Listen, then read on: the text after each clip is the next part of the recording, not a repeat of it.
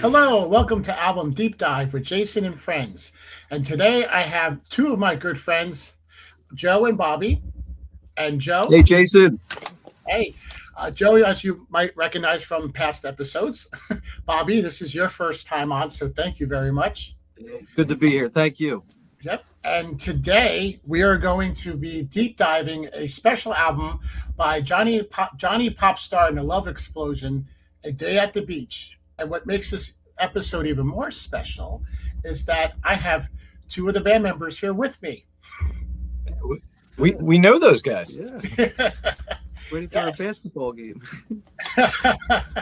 So this is your labor of love, your album that you guys worked on, which we are so excited to learn about and get out there. And if you watched my shows, the audience members that watch my shows, this episode, Bobby and Joe were very nice enough to allow me to use their music. So this is going to be a very special, fun episode. All right. So Johnny Popstar and the Love Explosion. Who are they? Well, I think that Bobby and I, when we first got together to play music, we had some of the same influences, but very different influences as well. Love of monster movies and pop culture and old TV. We decided to kind of go with like a character theme where we created these characters to be members of the band. And for a long time, we played it like kayfabe. We lived it. Yeah. The Jolly Green Giants was the name of that. Oh, yeah. Yeah, so we have the characters are Johnny Popstar, Bobby Aldercar, this guy, Barbado, and Fat Tom is what I gathered up from the CD. That is correct, yeah. Okay, Johnny Popstar, lead vocals, Bobby drumming, this guy bass, Barbado guitar, and Tom is more like a mascot, I guess, right? Like a hype man. Hype man? Yep. Is that similar to like, and Joe and I talked about this, where with the Turtles, when you would see Mark Volman, he looked more like a hype man. He wouldn't have like an instrument or something. Obviously, there was a lot of influence which were drawn from the Turtles, so Yeah. I'm sure a lot of it came from there subconsciously or consciously. Yeah, I was kind of wondering that. Yeah, with Mark Volman, I mean, he added a lot with the vocals, whereas Fat Tom, I don't know if he's ever really performed anything, maybe then a tambourine or a banana shaker. Try to scare But people. yeah, try to stir up the crowd, and you know. Banana shaker is pretty cool, I think. So give me a little bit about each band member, a little bit, Well, my character is Johnny Popstar, and Johnny Popstar is kind of a decade confused, kind of lost in the past character. He's very full of himself. He thinks that he's pretty okay and quite the ladies' man, but then usually things don't quite turn out the way that he would hope, and then he becomes very whiny and poor me. So a lot of the parody is kind of making fun of music that sounds that way to me. So I just created a character to kind of make it more pronounced and hopefully funny or to be laughed at. And then Bobby Alucard. Bobby Alucard. Yeah, I kind of got the name from Lon Chaney Jr., son of Dracula, Count Alucard, and there was a Christopher Lee Dracula AD 1972 with the character Johnny Alucard, like a 70s kind of vampire, and kind of going with that theme. And I was a drummer in different bands. The first band was called Slow Gin. The second band was Tripping Rain. It was like a psychedelic band. We would play for 45 minutes and play like 1.5 songs. And then I met Joe, and like he said, we were both into a lot of the same things, and a lot of it was the horror movies and the old and stuff like that. And Beatles, Monkeys, we were big. We both were into that. I was into Kiss. My favorite band is Kiss, and we put the band together. We met at Camden County College taking a music class, and oh, nice.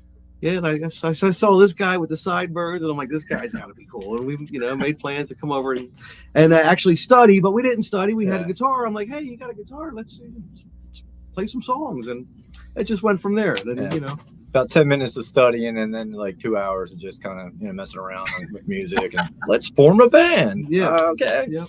That was it. Cool. That was I know that you mentioned Cold Gin. That's a Kiss tribute band, right?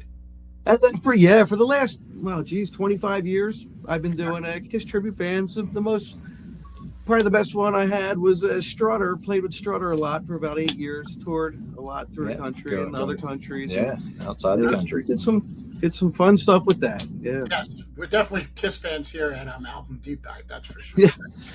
And a quick little thing is we all dabbled in wrestling together at one point too.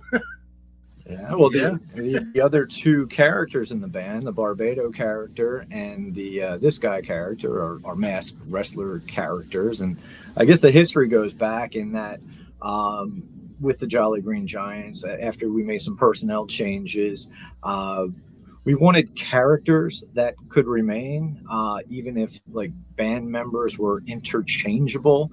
So we would have different people under the mask. We would one time Barbado might look about 350 pounds, and the next time he was like 150, skinny guy. We went through 47 bass players alone. Yeah, Asian, American. We never did a female, but that would have been cool. Have a female. This guy. We had a keyboard player. Yeah, that's true. And so, because of having so many bass players, that's why it's this guy. I might be exaggerating on the number a little bit, but yeah, there was a lot of different band members throughout the history of the band. Yeah, with Johnny Popstar and Bobby Alucard being the Paul and Gene of the. Yeah, I was like, Paul, Gene, John and Paul. Right. It all comes back to Kiss in my mind. Was and then Barbado. That name obviously is a very famous name in my world, because I also know you as a wrestler, Barbado. Is that just like a name that you relate to, or like what's behind the name? Death Master. Yeah, old horror movie called The Death Master with Robert Quarry. Oh wow! Yeah, the vampire's lackey character in the movie is called Barbado. So all right, we got to come up with some kind of a name, and we thought that was a good one. And when I entered the wrestling world, we were like, well, let's bring this Barbado into reality, and that's when the wrestler Barbado Bronson was developed as that character, because it was pretty much just a floating fictional character in the band that we put anybody under the mask until the wrestling thing started. Mm-hmm. So Robert Quarry was great. Count Yorga. Count Yorga Vampire. It's great stuff. Yeah, I like your guys' style in this sense, because again, with my wrestling name, I used Spanky Arbuckle again, which was from like the 1930s old movies. So, great character. Yeah, I'm right there. He paddled my hiney with his little paddle there. Yes, I did. But my mom got him back. She smacked him with a purse. So Spanky got his.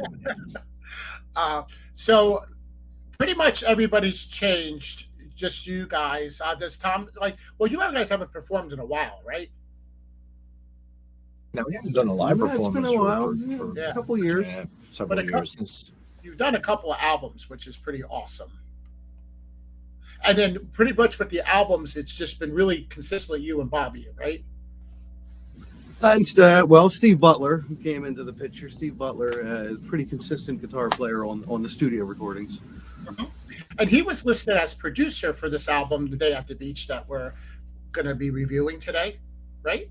Yeah. Yeah, Steve Butler is heavily involved as producer. He was a session musician for the album. So yeah, he is prominent on this album. Plays on every track, I believe. Mm-hmm. Wow. Okay. Yeah. How did you guys hook up with him?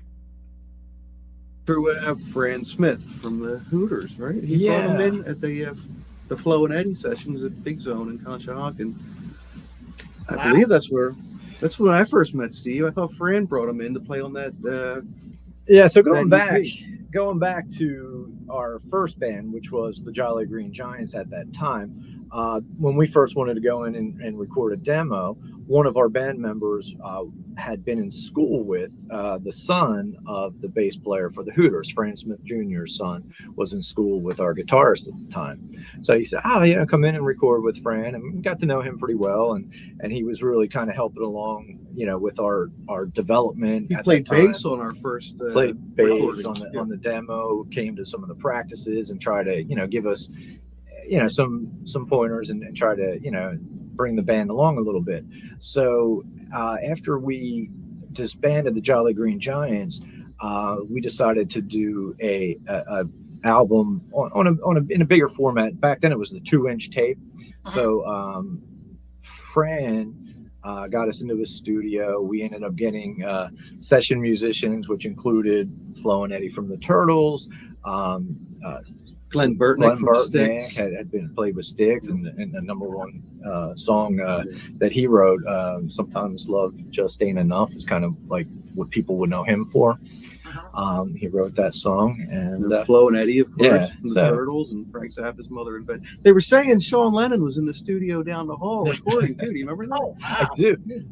And then it wasn't this album. That was on the that was on the Flo and Eddie EP. Yeah, we're talking about Lizzie the Supermarket Drag Queen was the name of the EP.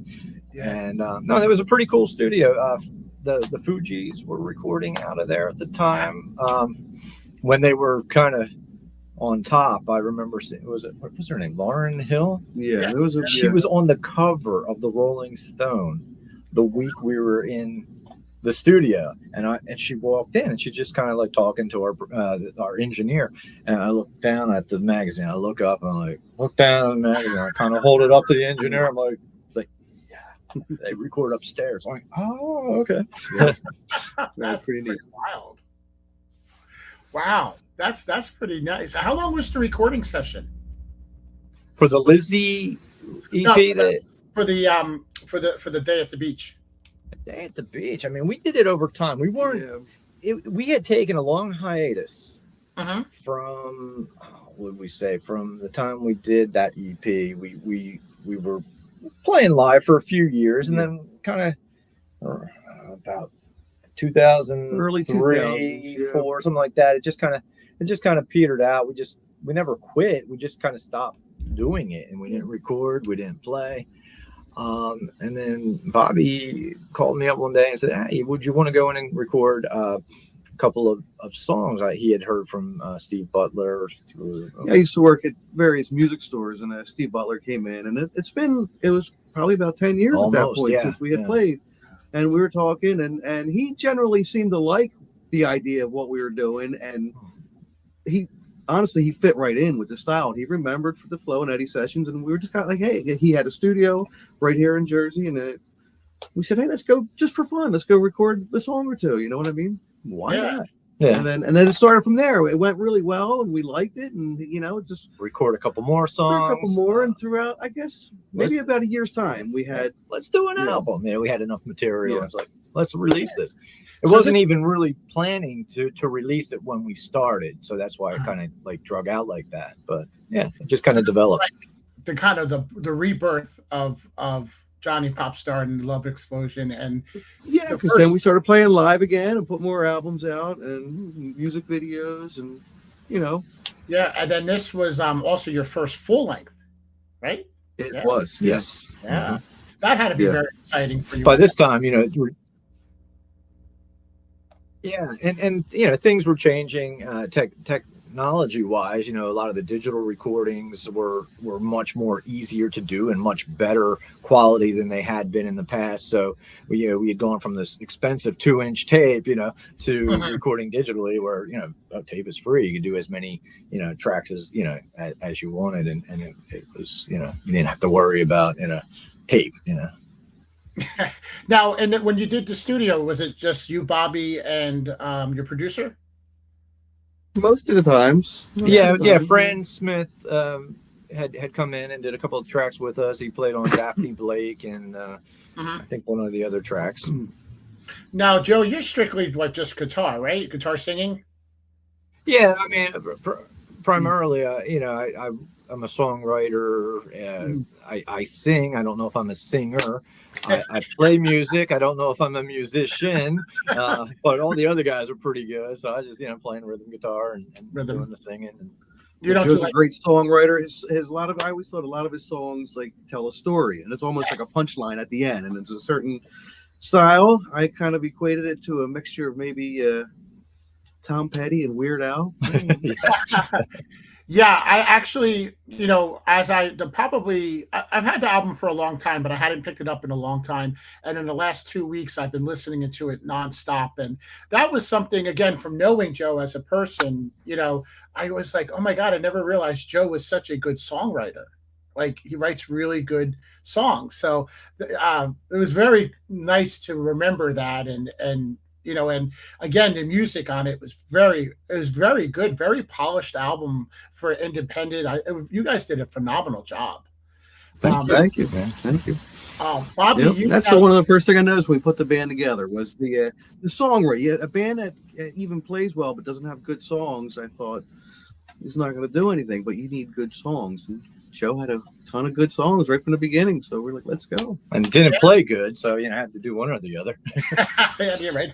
Bobby, now you are you just drumming, or did you do anything else on the album? I did, throughout the years, I have played a little bit of bass and guitar on certain tracks. I forget Uh-huh. if I did Yeah, anything yeah. else. Dr. Wiggly, you're playing bass and And guitar. guitar, Yeah, yeah, on Oh that's this wow, right. record. Yeah. Yeah, I wow. started off as a guitar player. You know, Okay, and- yeah. So, yeah, I did. you did. All righty. So then here we go. What do we got next here? So let's talk a little bit about the sound. This is really cool. I feel the '60s in it without a doubt. The one thing that I missed years ago that I picked up now, which now makes sense to me because as I've been working with Joe on this show, he's been talking a lot about punk music. And I've been trying to understand, Joe, where the punk comes from. But now that I was really paying attention to the album's very punkish too. Yeah, I, we always kind of thought like a mix between the Monkees and the Ramones. It's like yeah. Yeah, yeah, like it was like exactly like the Monkeys meet the Ramones. That's a great way to sum it up.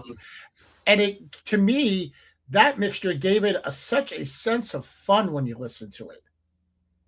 You know, Yeah, I mean, power pop is often a genre that people talk about. When you have that kind of mixture of 60s sounds and pop music, but with like a little more aggression and straightforward rock and roll. But I mean, really, punk, at least the early punk, is nothing more than basic rock and roll, just kind of amped up on steroids. a little bit louder, and Yeah, a little bit faster. Yeah. yeah. It's a great sound. I guess the next question I have is and I kind of know some of it, but I know for the audience where the Japanese references come from. Some of it's sung in Japanese, and I when I mean you take a non-Japanese person and have them speak Japanese is one thing, but having them sing it and and then sing it so well is unbelievable.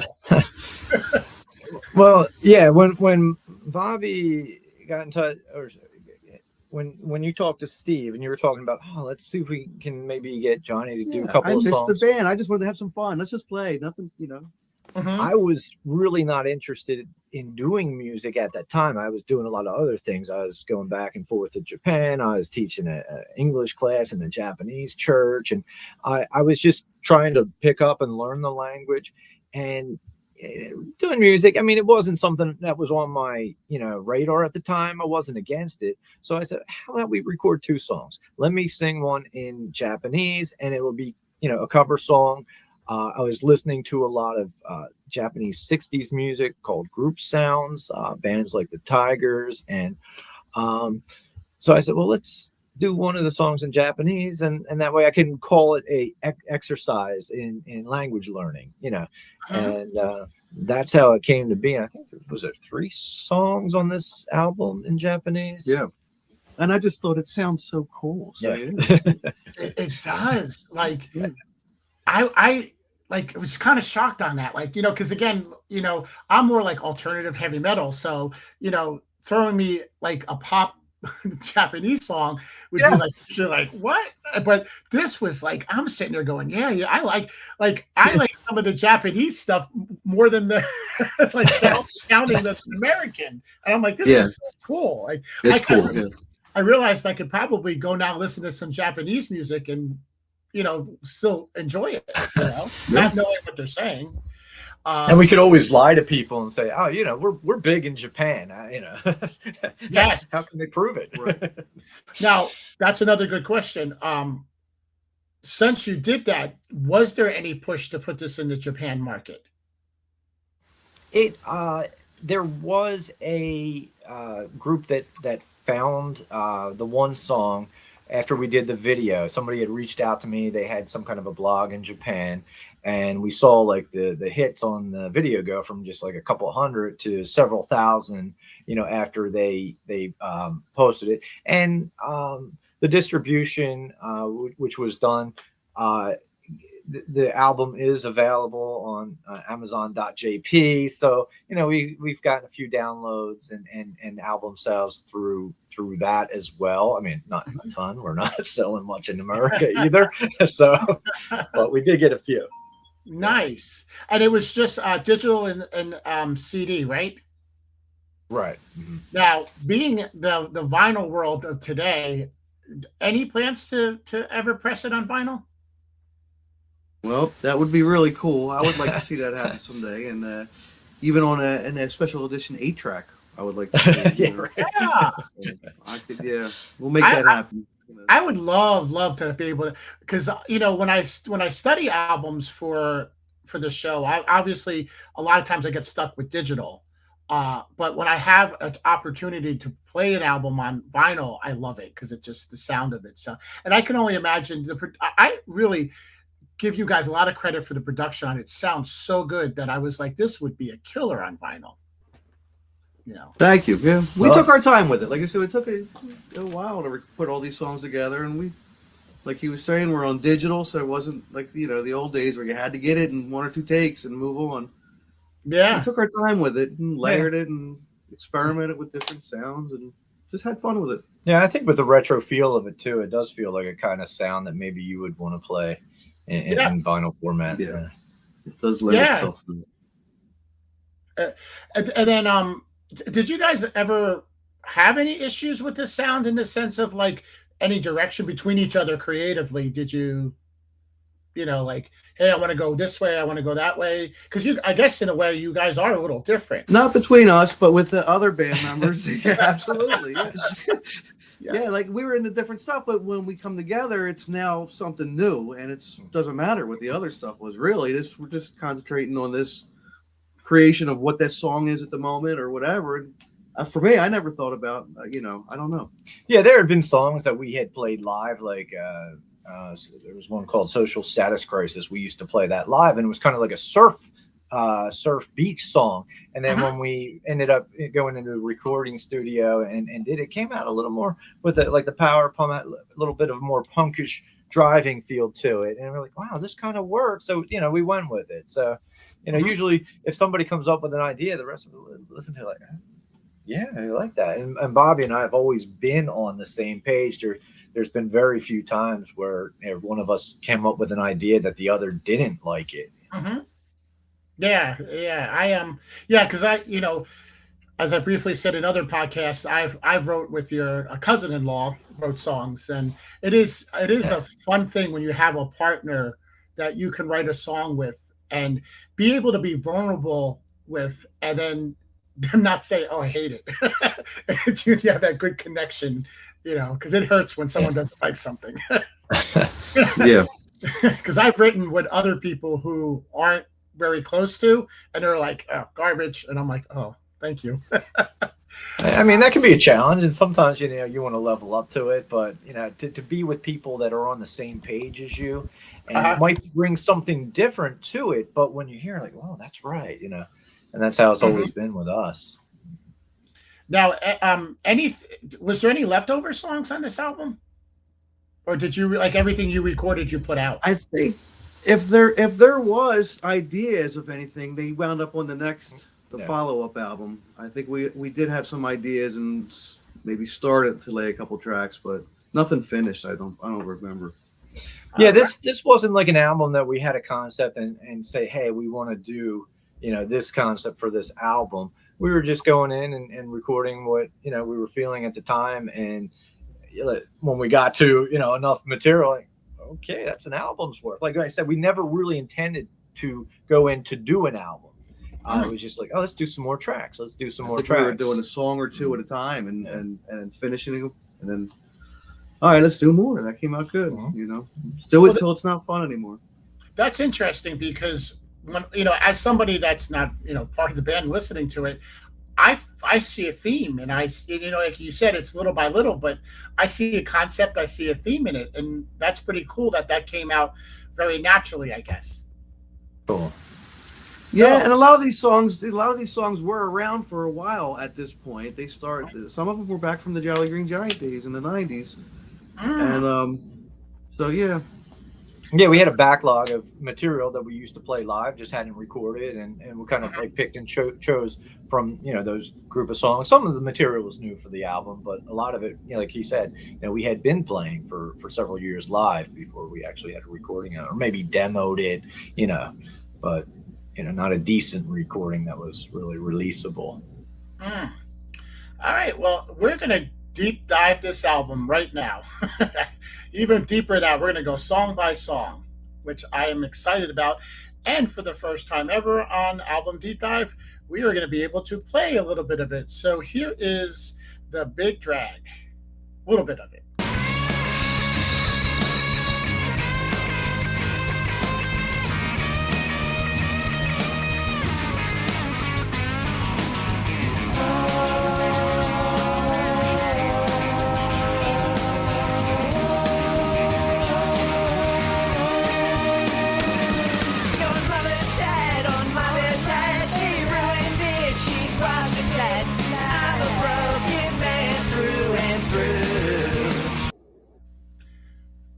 That was a ripping guitar solo. Now, who did that? Steve Butler. Steve Butler, nice. And killer guitar solo, right into just, I think, a very nice paced vocal arrangement. The ahs were very good. So I think this is a great opening song. Yeah, it's more of a driving rocker. The story kind of goes into the whiny Johnny Popstar character. He's disgruntled with the girl and complaining about stuff like, oh, his mom sat on his best hat, stupid stuff like that, but he's so like angry about it. The guitar solo has a nice driving punkish kind of feel to it, a little bit of almost like a Confederate rock thing going on in the back with it, I feel. And the vocal arrangement during the solo, that was we're listening to a Monkey song, and I can't remember which one it is. Do you remember what it was? Was it and it was Circle Sky, wasn't it? No, it was like a mid to later release, and they you're falling off a cliff. Yeah, it was influenced by a Monkey song, which at this point I can't remember what song it was. I'll have to go back and listen to my Monkeys album and figure it out. Like you're talking like Pull It, the 80s, or no, it was the first incarnation, but I think it was post Peter, like after Peter left. Oh, okay. Yeah, so I can't some remember. of Instant Replay or yeah. Instant Replay, which I always say is my favorite Monkeys album. Love good that. one. Yeah. So, I mean, great pop song, has a little punk in it. Like you said, the lyrics are pretty funny. I walked your dog out in the rain. That's so cool. Like sometimes things are overly written, and sometimes when it's just normal everyday lyrics, it's so nice. Yeah, and you know, of course, Bobby's got that driving Yes, rhythm going. That was definitely one of the more upbeat songs out of the batch, I believe. It's probably why it's up front. Part of the reason. Yeah. absolutely.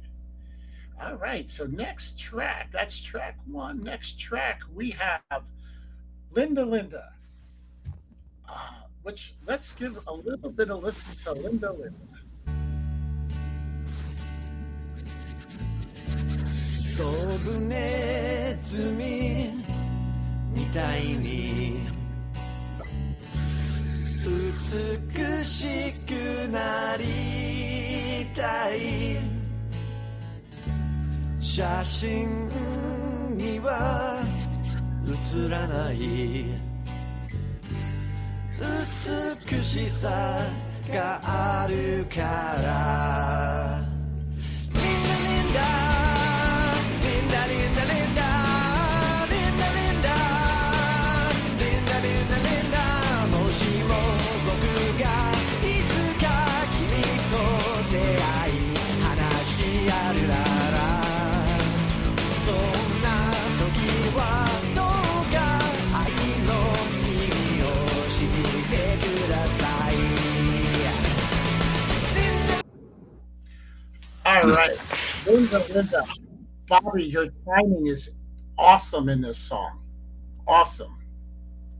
Thank you. Thank you very much. Yeah. I was Drumming, taking the approach where less is more, actually, where I'm keeping a steady beat with less fills and just keeping that steady drive tempo and about very early ACD-ish type ACD type of drumming. They had less cymbals. yeah, definitely. Yeah, really good job on that. And this is a well-known song in Japan by a band called the Blue Hearts. They were an '80s Japanese punk band, and I don't think there's a person in Japan who don't know the song. So we took and introduced it to like the people who would be listening to us, and I think with minor differences, like the opening, layering some like harmonies that would kind of be more in the style of what we do, but trying to keep the same driving rawness of the song. Is the original song like in the same kind of tempo in the beginning and then kicks into? Or is that something you guys did? No, it is, but without the harmonies. So it's just Hiroto, the lead singer of the Blue Hearts' voice at that point. But it's a song that inspired a movie, and a movie that inspired a band. So there, it's just been a kind of a karaoke staple for years. Oh yeah. And then with this, I mean, obviously the original version's all Japanese, right? All right. So what made you do Japanese, English? Switched it back and forth in the song. What? Well, the only English is the girl's name, so that is the name from the Japanese version. We did not switch the lyrics at all with this. Okay. So to say Linda in Japanese, you have to say Linda. Linda, yeah, that's it. Yeah. See, I would have known that. So the R and the L's are sometimes reversed. So I think in the Japanese it looks like Rinda. Rinda. Yes, Rinda. Yeah, this is a great track. At first when you like going second and then hearing the beginning, I kind of at first was like, oh, okay, we're gonna slow it down. But then, like I said, Bobby's beat just starts kicking in, and the guitar comes in, and then you start singing, and you're like, yeah, to me, this would be a great party song. Yeah, I think in the original version, that's exactly what it is in Japan. Yeah. Yeah, I am good choice on a cover. What made you decide to do cover? Well, wanting to sing in Japanese and writing in Japanese are two very different things. However, we will get to a track that is an original in Japanese at the end of the album, but just basically language skill ability is what prompted the covers, and knowing that our audiences have never heard these songs too, so we could kind of bring them, fresh to people who weren't really familiar with the original versions. Now, Bobby, when this was presented, how did you like? Were you like, oh my god, I'm gonna play Japanese music? Or... No, I didn't really think of it that way. I'm thinking of more of the music. This is a great song musically. Yeah. And I'm thinking about what I'm going to put on it. And a lot of the times I listen to the lyrics kind of after the fact anyway. I'm more concentrated on the song and the music. So as long as the music was good, it didn't matter. And like I said, when I heard it back, I just thought it sounded really cool. So yeah, I liked it. Yeah. Yeah, it's very, very very good very good version. Daphne Blake. Before I play this song, I have to say this song was recommended. I had spoken to Joe about having a outro song for my show, and he recommended this song. And I listened to it, and I love this song. And it is now in the first couple of episodes that have aired of the show. It was a different song, but moving forward, when this show ends, this is the song you're going to hear. Cool. And I haven't mentioned it yet, but I also do another podcast for my job, and it will be the ending song for that podcast too. Nice. So it's gonna get some good exposure, hopefully. Here is Daphne Blake.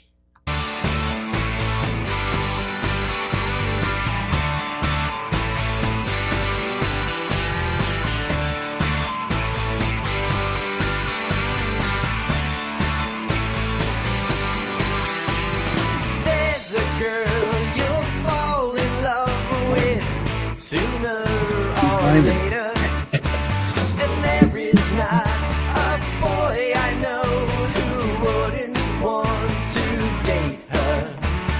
She is the epitome of everything that's moving. How I'd like to take her to see a drive-in movie. Oh, Daphne Blake.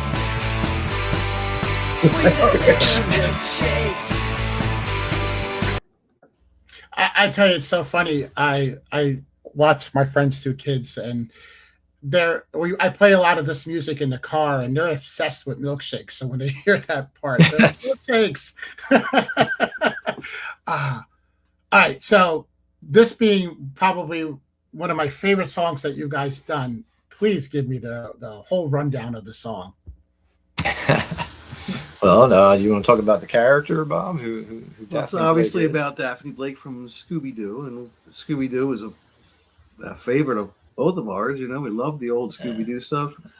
And Joe wrote the song, and again, I'm more at the time concentrating on the music part of it, but loving the concept because obviously I'm a huge Scooby-Doo fan. Grew up on them, and yeah. I mean, like when we're the fans of so many of the same types of stuff, like the monster movies, the old Hanna-Barbera cartoons, and sitting around talking like, oh, when you were a kid, did you have a crush on Daphne? Those kind of conversations that come up, and like almost every guy our age, like, yeah, she was my first crush, right? Or how we never seen Josie and Daphne in the same spot together. I mean, so so. The lyrics, there's a girl you'll fall in love with sooner or later. It was like a crush for everybody at one point or another. And then the second verse goes on to talk about how the girls want to be like her. When I played Scooby-Doo with my sisters as a kid, well, I'm Daphne, you're Velma. Like, and every, kid used to fight. The girls wanted to be her. The guys wanted to date her. And I intentionally didn't really give like the revealing who it was until the bridge, where it comes to the Daphne is a girl who'll make you happy. She'll pick you up whenever you feel blue. We're already two verses into the song. She'll always be around to solve the mystery. So if you had any doubts with Shaggy, Velma, Fred, and Scooby-Doo, then it kind of reveals who it is right at the end of the song, after the verses. Milkshakes and that bubblegum kind of feel when we used to watch the show, sometimes they would have the little montages where they're running around from the monsters and they're playing music. So we wanted to give it that kind of bubblegum kind of cartoon feel. We used to cover the Scooby-Doo theme song at our live shows. So. Our first show we ever played. We had it was like a medley between that and then it went into the Batman theme. It was like Scooby meets Batman. Like they were movies. Yeah. Yeah, it's one of the best episodes. Yeah, it's great. Yeah. And Bobby doing like that snare drum through the whole thing, that steady snare just gives it that kind of snappy, poppy, bubblegum feel to it. Yeah. 60s rock is maybe a little more of a push. But. Yeah, this is a very well written, performed, and put together song. I mean, did you guys ever try to, because there's been tons of Scooby-Doo in the last 15 years, movies and stuff. Did you ever try to get it put on a Scooby-Doo show? Never actively tried to. I mean, I think it might have the feeling to. I remember saying that back then. It would be great if you could get even a couple seconds on it of any kind of Scooby-Doo thing, Yeah, this would be like gold. With the Scooby-Doo world, I mean, to me, this makes you guys like way awesomer in a sense. Like you wrote a song about Scooby-Doo and perform. I mean, that is so awesome. The important things. Yeah.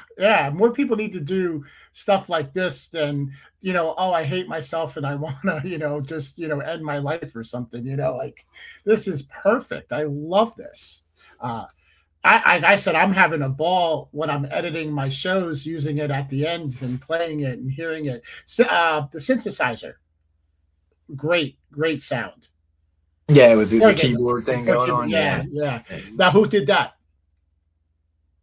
I think Steve played in the studio, right? And then shortly after this album, we got my niece Brittany to take a character in the band, and she became our keyboard player because we did so much keys in the studio, and we needed a live player. And then Brittany came in, and we gave her a gimmick as well. She became Dangerous Dorothy, like the tough girl who not to be messed with.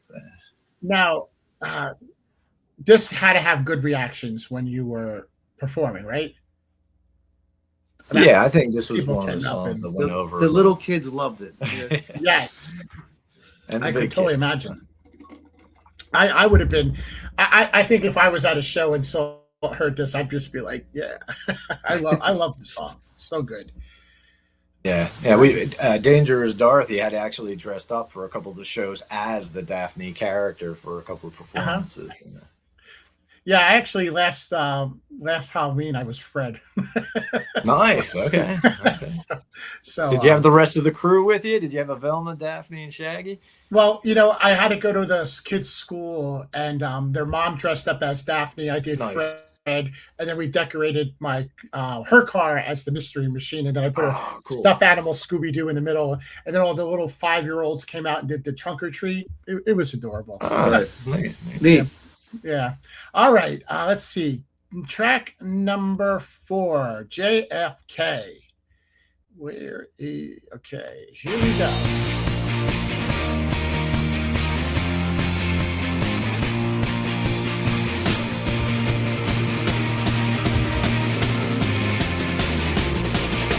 Republicans and Democrats, Cubans disagree. I cannot handle responsibility. Perhaps a picnic is more along my line.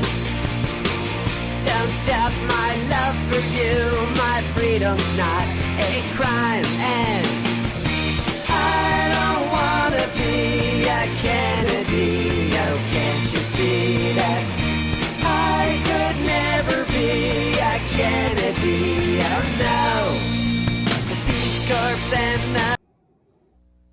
All right, again, fantastic drumming, great guitar, the vocal style, I love it, kind of reminds me a little bit of Johnny Rotten, love it, totally, which again, I'm not a huge fan of, I don't know why, but like the JFK thing, like the president, the killing, and the Kennedys, like not a huge fan of that, but totally connected to this song, and just like it's again another well written song produced, and totally love it. Yeah, I mean the concept, it wasn't supposed to be so much about John F. Kennedy as it was about the quirky girl who has the obsession, Hmm. and I'm not sure if this really comes through, but she's pretending she's Marilyn Monroe, and she wants her boyfriend to fit into this JFK like role for her, and she's just like totally out there and La La Land, and you know uh, I, it's a kind of punky, so the lyrics are a little snotty. I'm not a martyr. I don't want to be dead. I couldn't love you with a bullet in my head. I don't want to be a Kennedy. Like she wants this guy to be, Yeah. like her image as she's like lost in this fantasy world. Now, what show? Like, how did you develop this song? This was one of the songs that was actually from the beginning. This was one of the first songs. Yeah, this was early. Yeah. I guess the thinking. Sometimes you just get like a little like hook in your head, and you're like, oh, and then you work with that. So this song started with "I don't want to be a Kennedy, Uh-huh. can't you see?" And I'm like, okay, well, how can I develop this into a story? And then it just kind of took on the life with the crazy obsessed girl, wanting her man to be a JFK esque. Yeah. Yeah, I mean, there was a time and period. I think a lot of girls wanted that. Back in the day. I mean, he was very, I guess, a president that was considered very popular with the ladies. Especially in the day. All righty. So we got, another, to me, I'm ready to say classic. I I love this song. Um, Phalange. I would have never thought to hear that in the song, but it works so well. I mean, and the best way to know that is to listen to it. So here we go.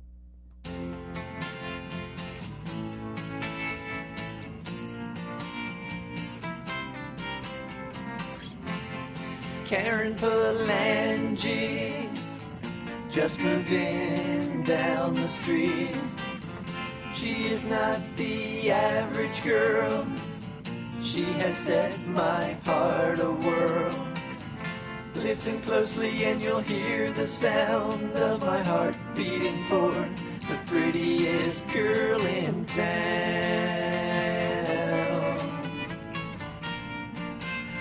The prettiest girl in town.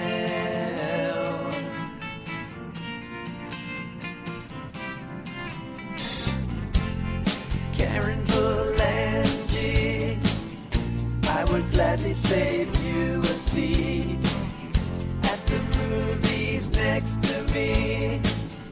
What film would you like to see? Though there's hundreds all around, I think you're the prettiest girl in town.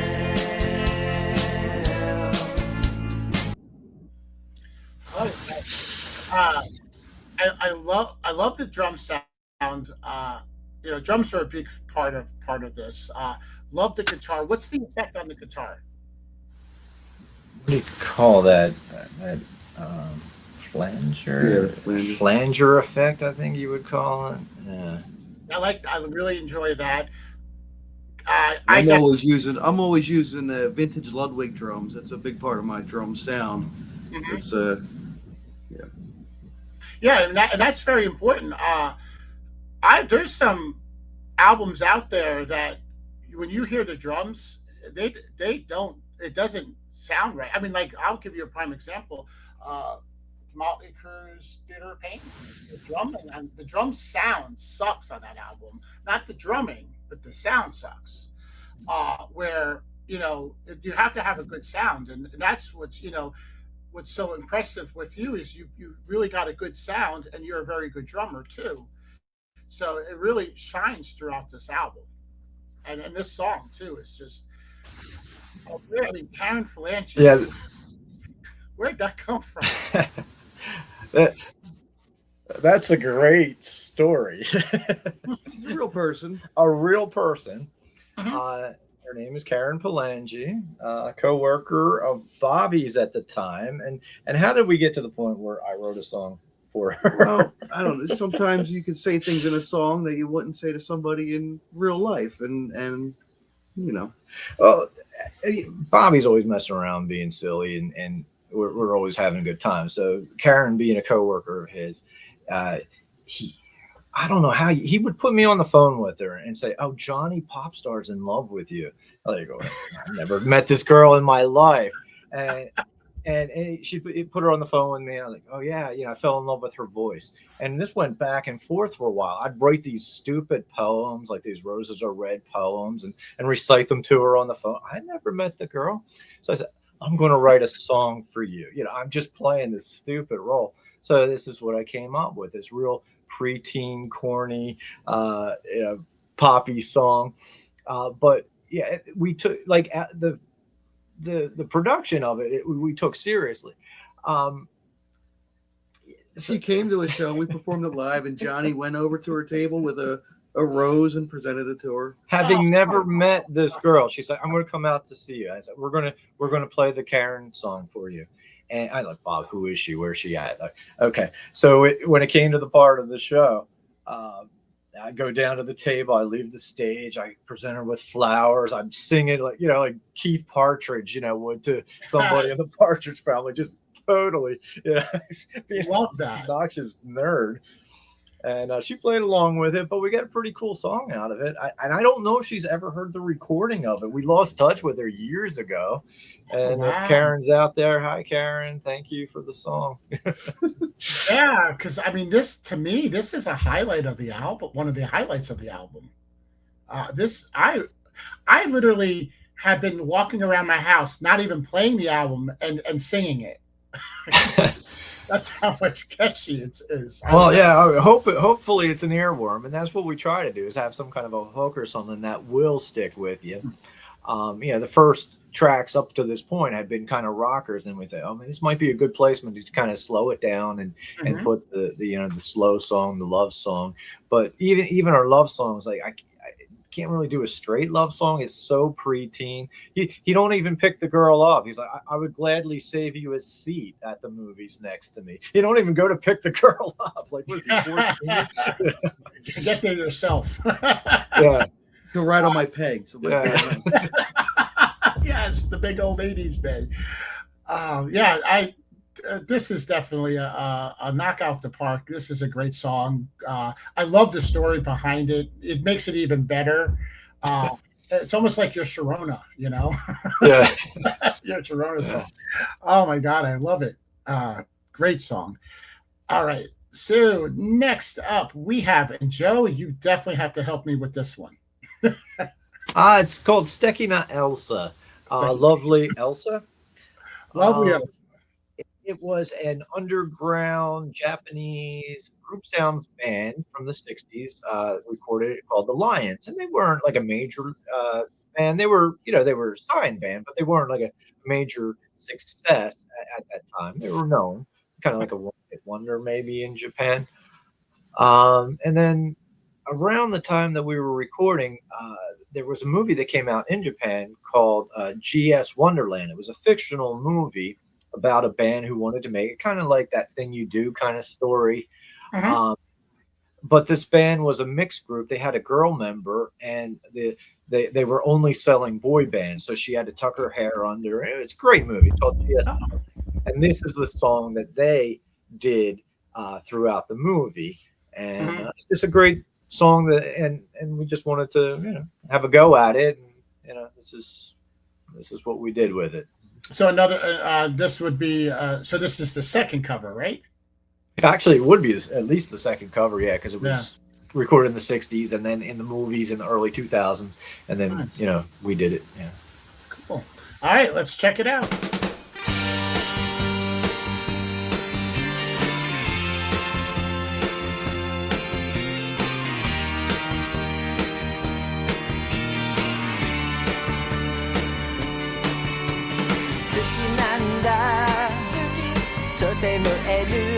がエルザ好きなんだ好きたまらないほど君だけを抱きしめて踊りたいのさいつまでも君を離さず夜明けまで踊り明かそう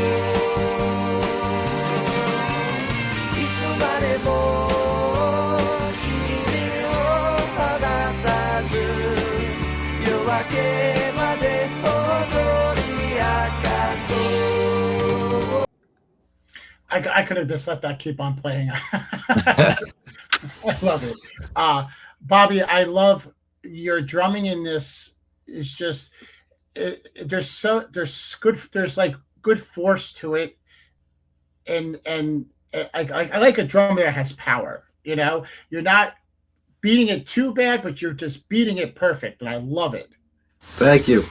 Like, this was actually the first song we did for this album. The first song when we talked about I ran into Steve and we were going to do something. We wanted to do something that involved a challenge for his language.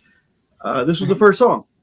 Yeah, and I just thought it was, you know, like a really, really interesting and really cool sounding song, and it was a lot of fun. Yeah, we went and did a little music video for it, you know, just using Gorilla Man. Try to make it look like a 60s kind of thing, and this is the one that got noticed in Japan and got on some blogs over there, and it started getting a little bit of notice in Japan.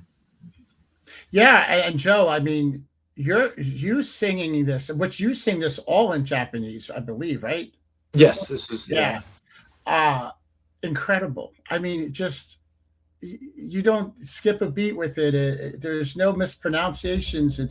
It's flows. I mean, this is incredible. I mean, a lot of people can't even. A lot of bands have trouble singing English. I sing Japanese much better than I speak it. It's just, when he presented the idea of doing songs in Japanese, it just made total sense. There wasn't a second thought or a second guess. Like, oh, it was, of course, yeah. A good choice. I mean, you guys really, I know you did it little by little and you didn't have an idea, but in the end, you really did. You did so great. Day at the Beach, which is the album title, a picture of Joe and I from the Day at the Beach video shoot. Right. Yeah, that was a fun day doing that video for sure. Yeah, I can't even. I was so happy I still had the picture. Let's. It was in Tuckerton, New Jersey. Yeah, Tuckerton, New Jersey. Yes. That course isn't the beach. I had to give a little Hawaii to it. Alrighty, so we need to find a day at the beach, and here we go. This is it.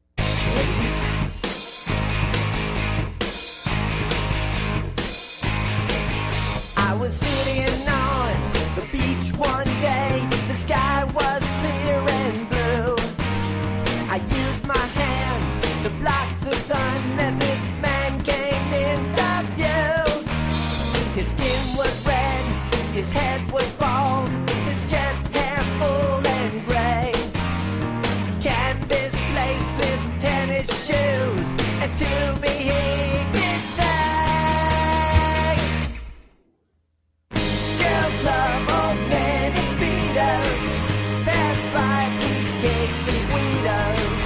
Girls love old men in speedos, weak hearts, strong libidos. He shook my hand.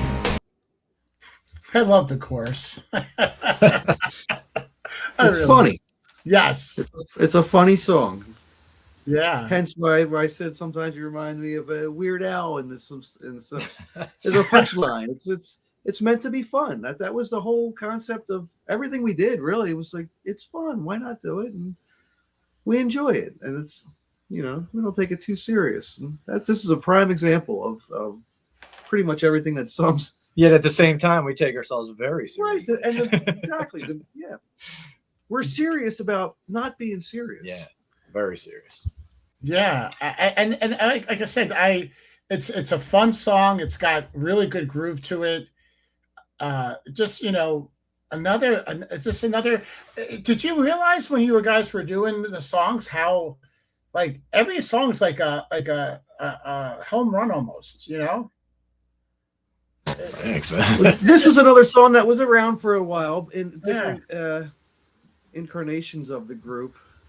So it was a reworking of it, but yeah, it's just a fun song, It's a rockin' music and funny lyrics, and I Yeah. like stuff like that. Yeah, I mean, I think we've all had that experience where we've been at the beach and like there's that dude walking around, that old guy, he's got his Speedo on, still thinking it's 1961 or something, and you're like, oh man, and it's like this guy is like, don't matter what beach you go to, whatever beach you go to, that guy is there.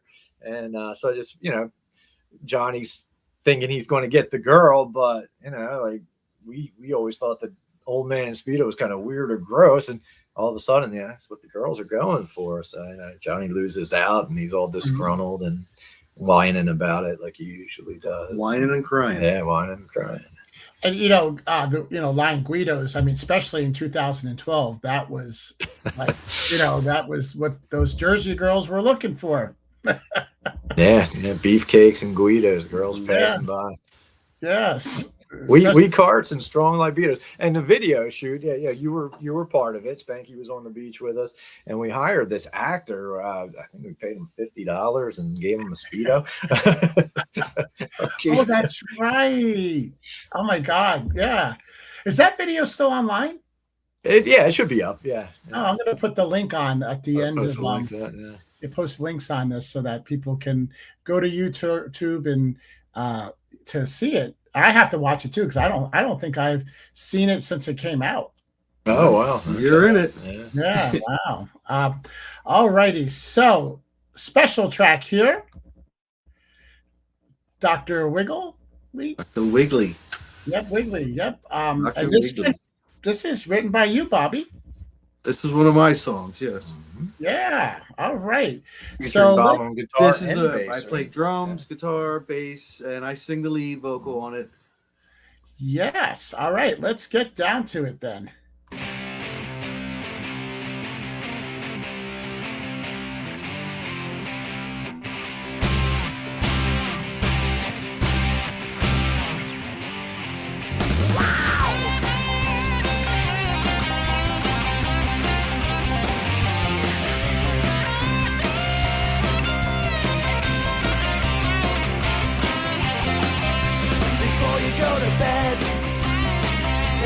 Turban off your head, and Wiggly's is the place.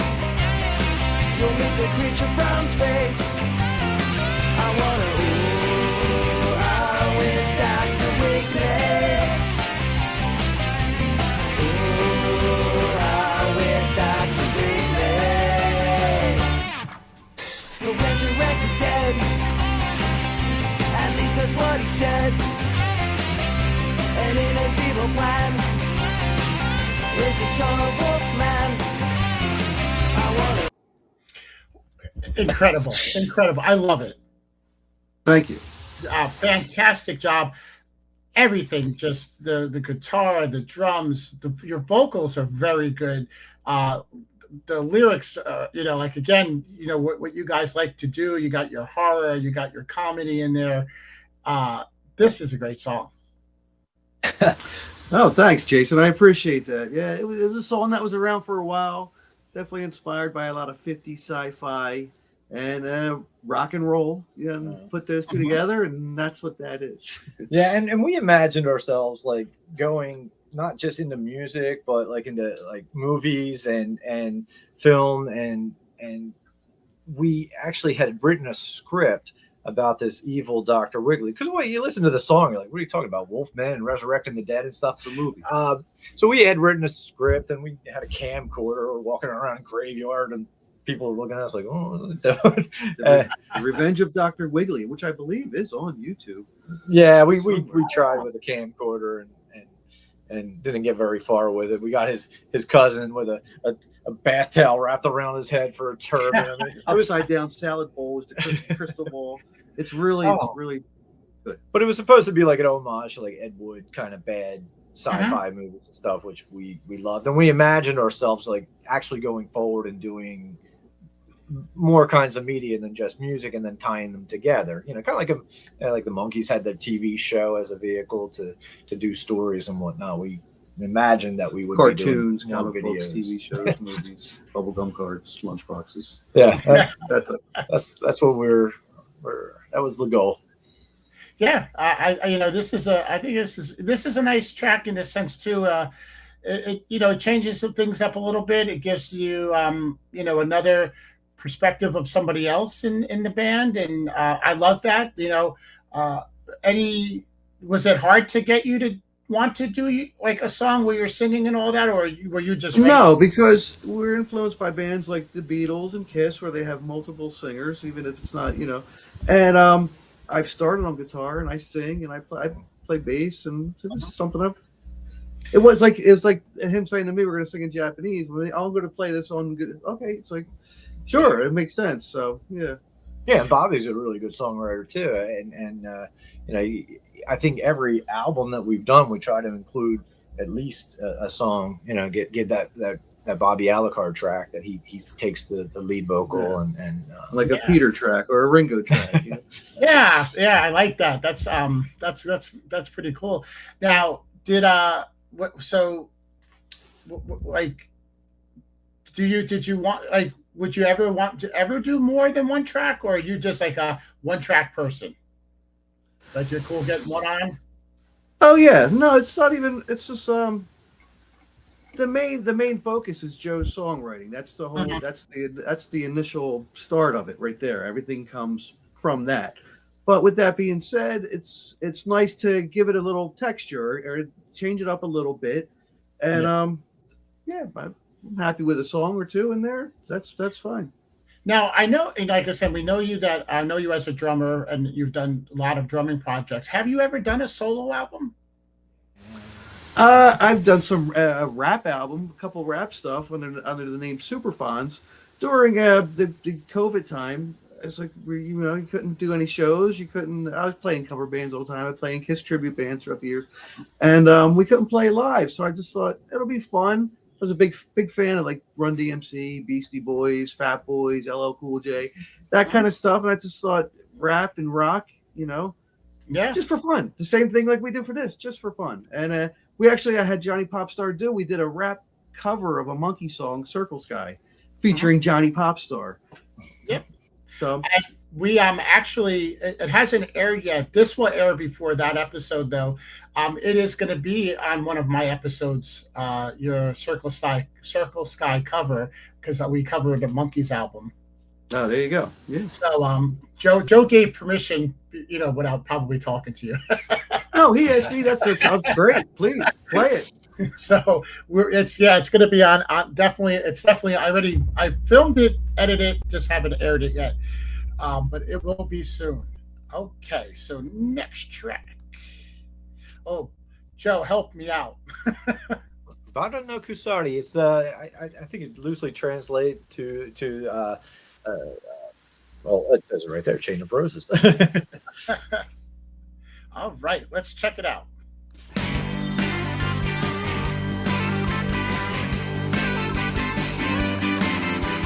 愛する二人は離れていても寂しくはないさ夜も朝もバラの鎖が二人をつなぐ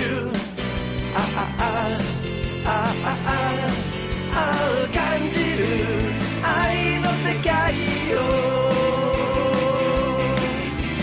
空には明るい春の光が僕たち二人を今日から So another cover, right? Yeah, this is a singer in Japan. His name was Hideki Saijo.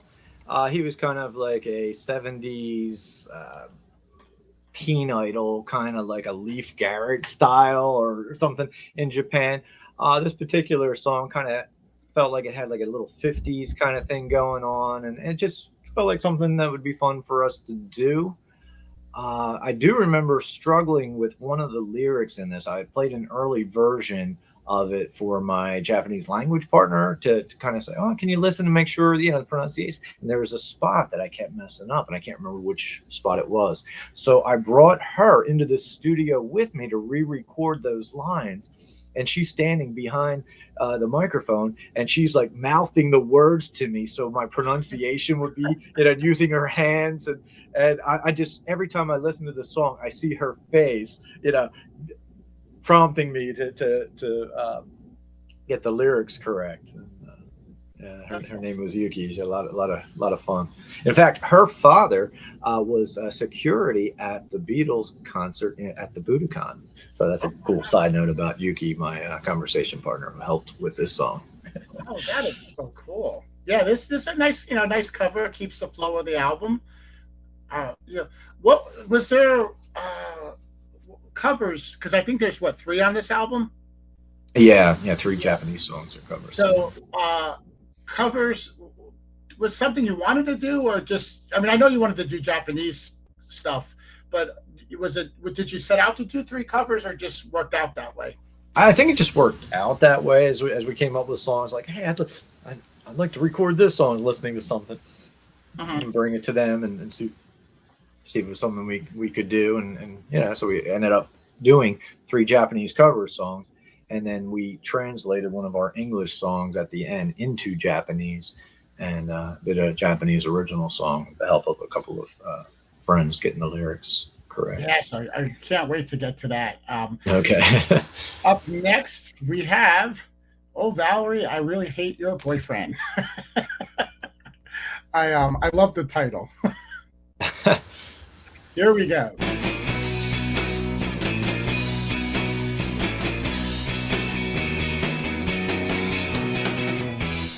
Oh Valerie, I love everything about you. Why can't you see? Oh Valerie, I just can't live without you. I try and try when I close my eyes to give up this dream, but no matter how hard I try, I feel like I could scream. I am a fool. Oh, Valerie, I never thought that you would go out with that tool. Oh, Valerie, he looks like such a scumbag. I realize I should apologize, but I got too much pride. 'Cause I really hate this new guy you date. I feel like I could die. The first thing I want to point out is that drumming thing that you're doing in there. What was the influence on that? Like a 60s Motown. Yeah, Motown kind of feel. Yeah, yeah, that is cool. Yeah, the whole sound. I mean, the very beginning too. Like this is like if you're a fan of the Beatles and the Monkees, like you gotta love this song. Because it's so. Well, we would do these little homages like da-na-na, oh yeah, it sounds like it's going to go into, and then we take it in a different direction. So that those homages are intentional. Like Day at the Beach, the beginning was kind of like the KKK took my baby away. You hear that, and then it goes into our tune. We had a little bit of Casey Jones from the Grateful Dead. Yeah. Yeah. I mean, like you said too, I liked the how the drumming was drummed in this song. Is that considered a certain type of rhythm, or?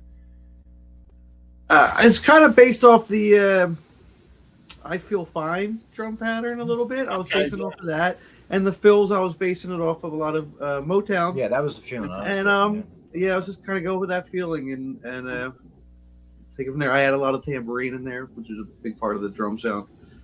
So. And then, Joe, where did the lyrics come from? The whole concept of the song. I think like the kernel of this is we've had a lot of girls' names like Oh Valerie. Our EP we had Oh Renee. We did Maureen. Oh Maureen. It just was a recurring thing with it, kind of like because Johnny's always got a different girl that he has some kind of a problem with. So it's like, oh, and whatever girl's name that follows. And this one, we tried to lay on like the vocal harmonies really sweet, with the kind of dichotomy of the lyrics. Like, I realize I should apologize, but I got too much pride, but I really hate. No, it would. Oh, he looks like such a scumbag. That's pretty straightforward.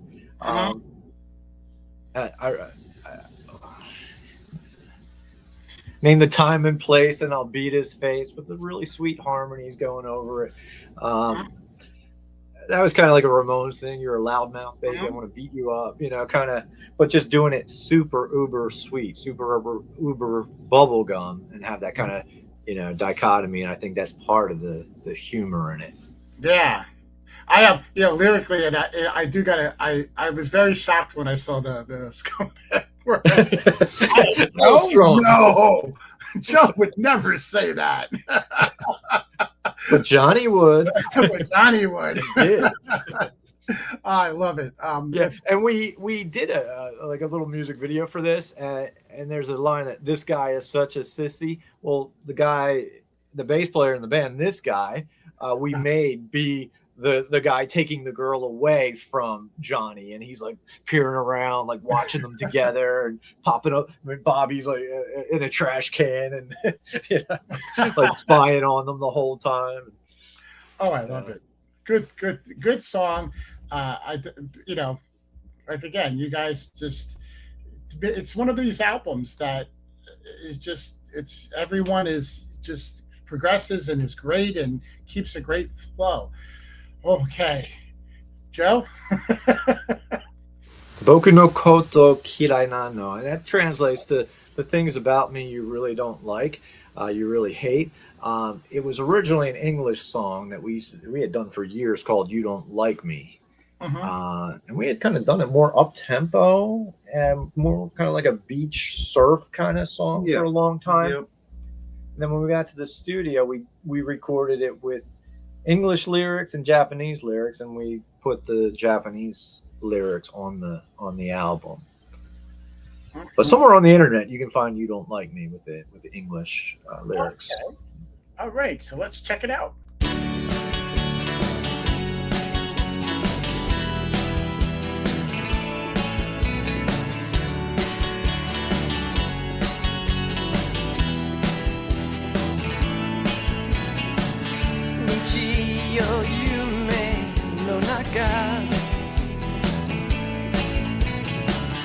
キスを試してボコボコにされたいてとしてとして同じことかキスして打たれる何も言えない多分僕が嫌いなの Good job, Joe. I don't know how you do it. I really don't. Yeah, so I mean, this song again, we originally it was an English song. The lyrics are really like pathetic. Johnny's like singing, "You don't like me." So in the first verse, he tries to kiss the girl and she beats him up. The second verse, he tries to ask her for a date and she pukes. She doesn't like his Scooby-Doo van. She doesn't like his Scooby-Doo van. Third verse, he gets up the courage to ask her to marry him, and she just get a life, dude. But in the Japanese version, that's the one difference. She calls the cops on him when he asks to marry her. So in the English, she just hangs up and says, "Get a life." It's like a little different in the third verse in the Japanese version. Yes, I mean, great song. I mean, this sums up the album, the end track.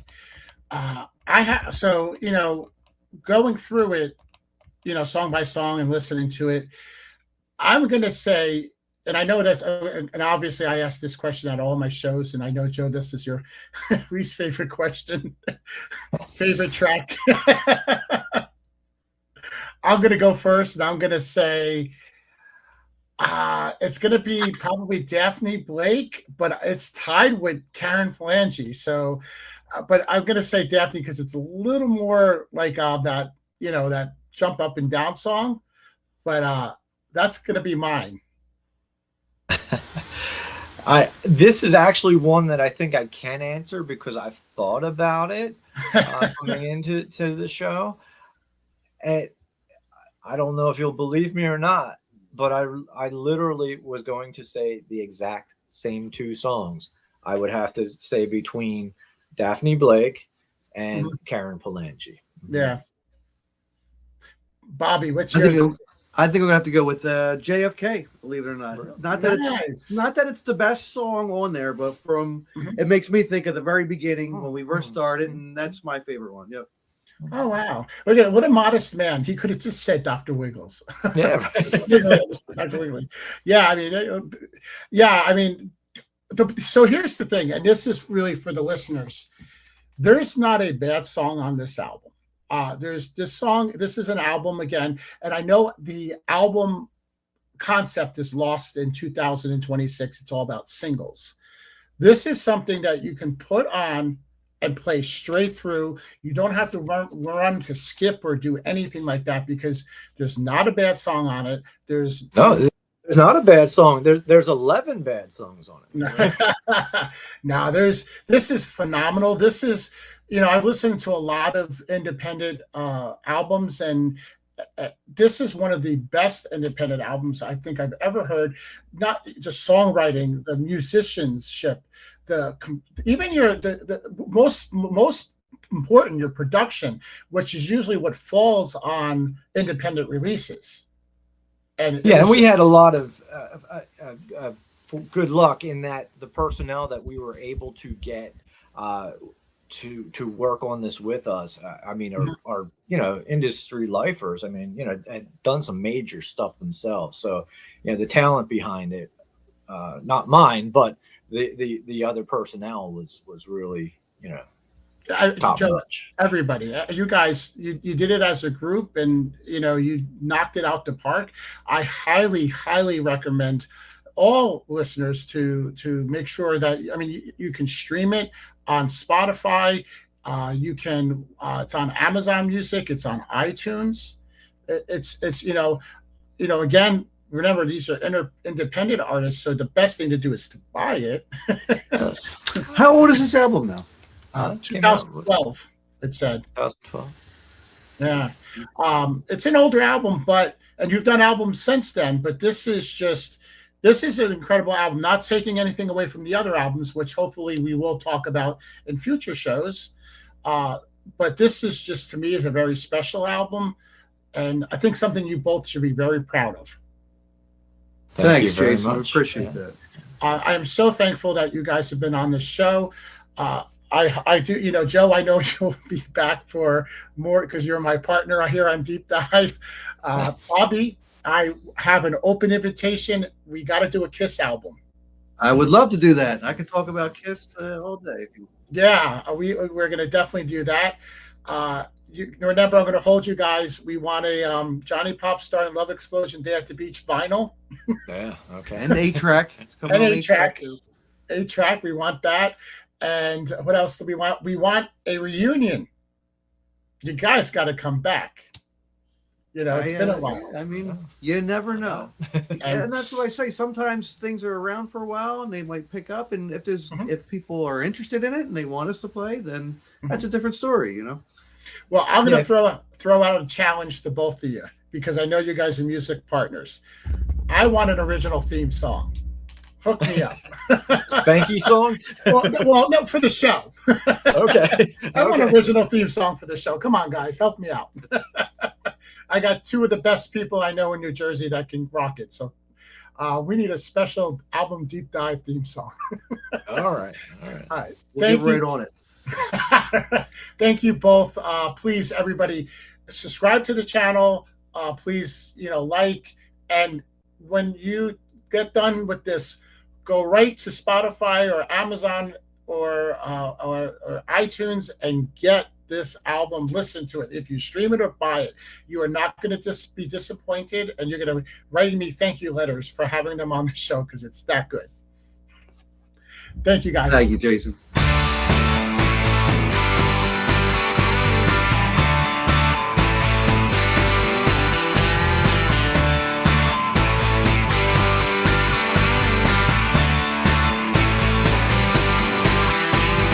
There's a girl you'll fall in love with sooner